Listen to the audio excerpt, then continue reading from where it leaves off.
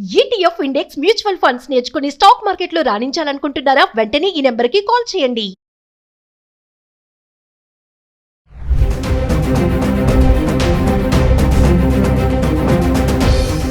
నమస్తే, welcome back to Suman TV. Present మనతో పాటు ఉన్నారు డాక్టర్ రామ్మోహన్ గారు. నమస్తే సార్. రామ్మోహన్ గారు, మనం కొన్ని వీడియోలో మాట్లాడుకున్నాం సీనియర్ సిటిజన్స్ అంటే వృద్ధాప్యంలో మళ్ళీ పెళ్లిళ్ళు చేసుకుంటున్నారు. ఈ మధ్య కాలంలో మనం తరచుగా చూస్తున్నాం. అంటే ఇటు భార్య చనిపోయినా అటు భర్త చనిపోయినా చాలా విషయాలు మాట్లాడారు మీరు. నా క్వశ్చన్ ఏంటంటే, ఈరోజు మళ్ళీ పునర్వివాహం చేసుకోవడానికి ఛాలెంజెస్ ఏమన్నా ఎదురవుతాయా? ఎలాంటి ఛాలెంజెస్ ఎదురవుతాయి అసలు? ఇది మా వ్యక్తిగత నిర్ణయమే అని అంటే మీరేం చెప్తారు? ఆ ప్రశ్న నన్ను అడిగితే నేనైతే కానీ నాకు అలా ఛాలెంజెస్ ఉండవండి. నాకు ఎందుకంటే నాకు ఎవరు పిల్లలు లేరు, ఎవరు లేరు కాబట్టి అయినా కానీ చెప్తాను. ఎందుకంటే చాలా మంది నాతో ఇంటరాక్ట్ అవుతూ ఉంటారు కాబట్టి మా ఇలాంటి ఉన్న వాళ్ళు, నేను ఆ విషయంలో అయితే ఇది మంచి టాపిక్ అండి ఇది. ఎందుకంటే చాలా మంది ఎదుర్కొంటున్నారు, ఛాలెంజెస్ ఎదుర్కొంటున్నారు అనమాట. ముఖ్యంగా ఏంటంటే పిల్లల నుంచి కొద్దిగా రెసిస్టెన్స్ వస్తుందండి ఈ విషయంలో. పిల్లల నుంచి ఇరువైపు పిల్లల నుంచి రెసిస్టెన్స్ వస్తుంది ఇప్పుడు ఈ వయసులో.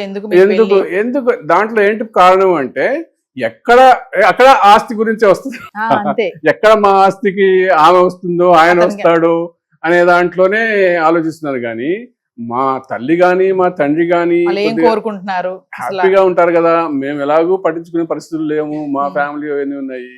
వాళ్ళకి ఒక తోడు ఉంటే వాళ్ళు కూడా హ్యాపీగా ఉంటారు, ఈ శేష జీవితం గడిపేస్తారు అనేది ఆలోచనలో చాలా మంది ఇప్పుడు వస్తున్నారు. కానీ చాలా మందికి మాత్రం ఆలోచన ఉన్నారు. కొంతమంది ఉన్నారండి, కొంతమంది ఉన్నారు.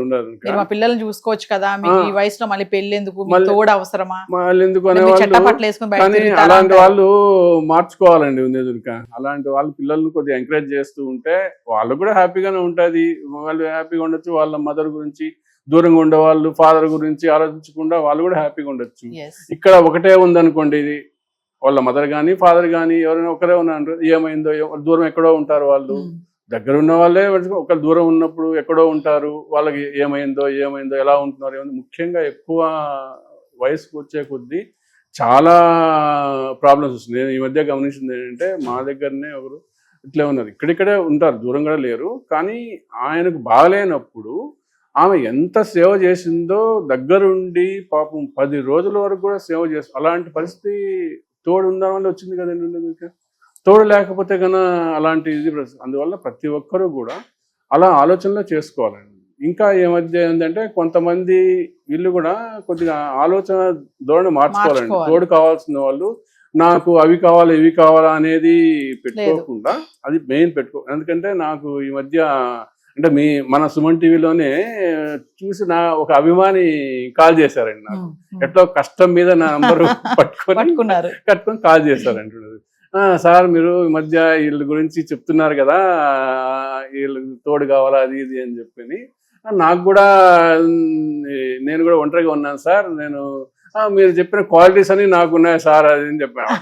ఇంటర్వ్యూలో చెప్పిన క్వాలిటీస్, మీరు చెప్పిన క్వాలిటీస్ అని ఉన్నాయి సార్ నాకు. నేను లేదండి, నేను డ్రైవింగ్ పక్కన కూర్చో అది లేదు సార్. ఆ ఏజ్ లో అండి ఒక విషయం చెప్పండి, అంటే అలా మాట్లాడుతుంటే కొంచెం రిలాక్సేషన్. అంతే కదండి, ఇప్పుడు పీస్ఫుల్నెస్ అంతే. ఇప్పుడు ఆమె కూడా ఏంటంటే లైట్ గా తీసుకోండి సార్ ఇప్పుడు అంతా అంటే హ్యాపీగా మీరు అట్లా మాకందరికి ఇన్స్పిరేషన్ గా మీరు చెప్తున్నారు. మీరు చెప్పిన క్వాలిటీస్ అంటే, లేదండి నాకు డ్రైవింగ్ లేడీ కావాలంటే నాకు డ్రైవింగ్ రాదు సార్ అంటే వాళ్ళు ఏం చెప్పారంటే కొద్దిగా హ్యాపీగా చెప్పారు. సరే సార్, అయితే నాకు ఇంకెవరన్నా మీరు ఇదే అంటున్నారు కదా, ఇంకెవరన్నా మీరు చూడండి సార్ అని చెప్తానులేండి అన్న అనమాట. అంటే నాకు రిచ్గా ఉండాలి సార్ అని.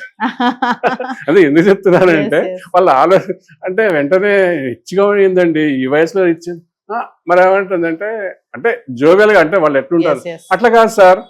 రిచ్ అంటే మీకు బట్టలు ఉంది కదా సార్, అంటే మీలా కాకుండా రిచ్ గా చూసాను సార్. ఎందుకంటే కొంతమంది మళ్ళీ రీమ్యారేజ్ చేసుకునే వాళ్ళు కూడా 60-70 ఏళ్ల వయసులో వాళ్ళు కూడా కొన్ని డిమాండ్స్ ఉంటున్నాయి. మాకు అలా ఉండాలి. ఒక ఆవిడ అడిగారు కదా, ప్రభాస్ లాగా ఉండాలి అని చెప్పి అడిగారు. నా దగ్గర ఇంత ఆస్తి ఉంది, నేను ఆస్తి ఇస్తానని. అంటే ఆ ఏజ్ లో పెళ్లి చేసుకోవాలంటే కూడా కొన్ని కోరికలు ఉంటాయి. అదే ఇప్పుడే చెప్పింది కదా, మీలాగా ఉండేవాళ్ళు కాకుండా నాకు బాగా హెయిర్, మా ఆయనకి మంచిగా హెయిర్ ఉండేది సార్ అంటే వాళ్ళ అంటే తప్పేం కాదనమాట. వాళ్ళ ఆలోచన ధోరణులు అటు ఉండడం తప్పేం లేదు. వాళ్ళకు నచ్చితే వాళ్ళు ఉంటారు. అట్లా కలిసి ఉండడంలో ఈ పిల్లలు కూడా సహకరించాలండి. అయితే కొంతమంది అండి రామ్మోహన్ గారు ఆ వయసులో పెళ్లి పక్కన పెడితే కొంతమంది పెళ్లి చేసుకోవడానికి ఇష్టపడట్లేదు, లివ్ ఇన్ రిలేషన్షిప్ లో ఉందామని కొంతమంది అంటున్నారు. అది ఎంతవరకు కరెక్ట్? అది ఇంకా బెస్ట్ అండి నా ఉద్దేశంలో. పెళ్లి అనే దానికంటే కూడా ఒక పిల్లలకు వాళ్ళకు భయాలు పోతాయి అనమాట. ఆ భయాలు మా తండ్రికి ఏమవుతుందో, మా తల్లి నా ఆశ విక్కుట అట అని లేకుండా, ఇప్పుడు తల్లులు కూడా బాగా ఆస్తి సంపాదించుంటున్నారు, తండ్రులే కాదు. అందుకని ఎక్కడ ఆస్తి పోతుందో అని వాళ్ళ పిల్లలకి భయం లేకుండా లివింగ్ రిలేషన్ ఉన్నారనుకోండి, హ్యాపీగా ఉండొచ్చు. దాంతో ఏం లేదు. ఒక తోడు కావాలా, బయటికి పోవాలన్నా కానీ, ఒక షికార్లకు సినిమాలకు పోవాలన్నా కానీ, ఏదైనా టూర్స్ వెళ్ళాలన్నా కానీ కలిసి వెళ్ళొచ్చు, ఉండొచ్చు. అంటే కేవలము పెళ్లి చేయకపోవడానికి కారణం డబ్బే అంటారా? అంటే ఆస్తి పోతది మోస్ట్ ఆఫ్ ది రీజన్ ఇదే అండి. నాకు గమనించిన దాంట్లో వాళ్ళకు ఒప్పుకోకపోవడానికి కారణం ఏంటంటే మోస్ట్ ఆఫ్ ది పర్సన్స్ ఇదే దాంట్లో ఉంటారు అనుకో. ఎందుకంటే దాంట్లో తప్పేం లేదు కదా, అటప్పుడు పెళ్లి చేసుకోవచ్చు, ఉండొచ్చు కదా అనేటప్పుడు ఇది రీజన్. ఇంకొకటి గమనించింది ఏంటంటే పెళ్లి చేసుకోవడానికి కారణం ఏంటంటే పెన్షన్ ఉంటారు మెయిన్. పెన్షనర్స్ ఉంటారు కదా, లేదా పెన్షనర్స్ లో పెళ్లి చేసుకుంటే వాళ్ళకి రాకపోవచ్చు. ఎందుకంటే వాళ్ళు ఆల్రెడీ ఇది ఉన్నదంతా చేసినట్టు, అదే భార్యకు కూడా ఒకవేళ పెన్షన్ ఉంటే ఆమెకు పోవచ్చు.